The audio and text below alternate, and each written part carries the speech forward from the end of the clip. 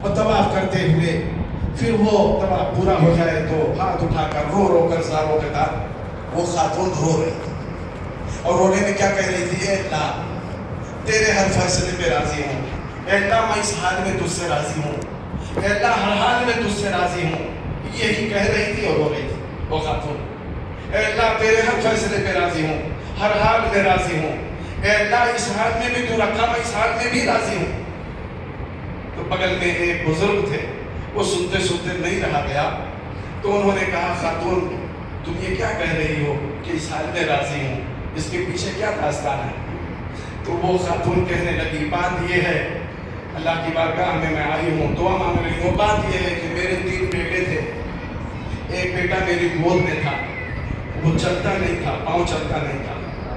رینگتا تھا، وہ گود میں تھا، میرے 2 بیٹے اور چھوٹے چھوٹے تھے، میں گھر کے اندر کھانا بنا رہی تھی، دونوں بیٹے باہر گھر کے باہر تھے، تو جو ذرا بڑا بیٹا تھا اس کے ہاتھ میں چھری آ گئی، گھر میں چھری رکھی تھی جس سے عید الاضحیٰ میں جانور کو ذبح کیا جاتا ہے، تو تھوڑا شعور والا جو بچہ میرا بڑا والا تھا اس نے چھری لے لی، اپنے چھوٹے بھائی کو کہا جانتے ہو ابو کیسے بکرا ذبح کرتے ہیں؟ کیسے ذبح کرتے ہیں؟ کیسے کرتے ہیں؟ دونوں چھوٹے بیٹے نادان، تو کہا تم لیٹو ہم بتاتے ہیں کیسے ذبح کرتے ہیں۔ عورت نے کہا وہ بڑا بیٹا میرا ہاتھ میں چھری لے کر چھوٹے بھائی کو لٹایا، اس کے گلے پہ چھری چلائی اور اس کا گلا کٹ گیا، خون ہی خون، خون ہی خون، تڑپنے لگا اور چیخنے لگا، تڑپنے لگا، اور چیخ اور شور جو میں نے سنی کہ کیوں تڑپ رہا ہے، میں باہر جب نکل کر آئی تو اس بیٹے کی آخری سانس چل رہی تھی، اسے اٹھاتے اٹھاتے اس بچے کی جان نکل گئی، وہ بیٹا ہمارا اس طرح جو ہے وہ ہلاک ہو گیا۔ اور یہ بیٹا جو چھری لیا تھا دیکھا، گھبرا گیا، چھری پھینک کر یہ باہر بھاگا، پہاڑوں پہ چڑھ گیا، چھوٹا بیٹا تھا، وہاں ایک بھیڑیا تھا، تو بھیڑیے نے بچے کو پکڑ لیا اور اس بھیڑیے نے بچے کو کھا لیا، تو وہ بیٹا بھی ختم ہو گیا، دونوں بیٹے ختم ہو گئے۔ خاتون نے کہا کہ میں جب باہر دوڑی ہوئی آئی تو جو گود میں بچہ تھا اس کو چولہے کے پاس جلدی سے چھوڑ کر جو ہے چیخ پکار سن کے باہر آئی، یہ معاملہ ہو رہا ہے، تو وہ بیٹا میرا گود والا رینگتا ہوا چولہے کی ہانڈی پکڑ لیا اور وہ سارا جو پک رہا تھا اس کے اوپر گر گیا، اس کی کھال نکل گئی اور وہ بری طرح جل گیا، اور اس کے بعد وہ بھی ختم ہو گیا، میری اولاد سب ختم ہو گئی۔ کہ اللہ نے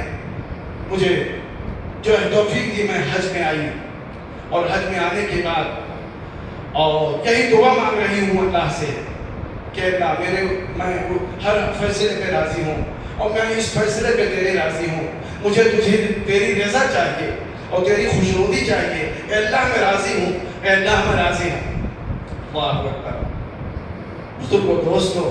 یہ صبر ہے، یہ تحمل ہے، یہ برداشت ہے۔ وہ بزرگ کہنے لگے کہ اتنا بڑا مصیبتوں کا پہاڑ تمہارے اوپر ٹوٹا، کہ لیکن میں نے برداشت کیا، اللہ نے دیا تھا، اللہ کا جو فیصلہ تھا وہ ہو گیا۔ میرے خون کے آنسو دل پہ گر رہے ہیں اور ٹپک رہے ہیں،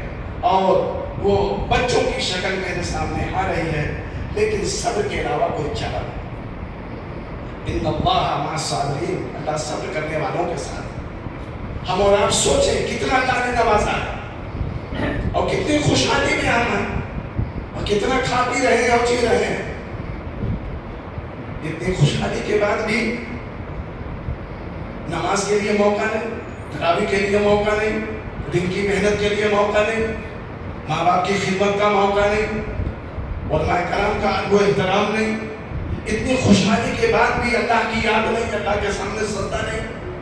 بزرگ دوستوں، میں نے عرض کیا کہ دین اللہ نے خوش ہو کر دیا، بہت طاقتور دین ہے، بہت مضبوط دین ہے، اور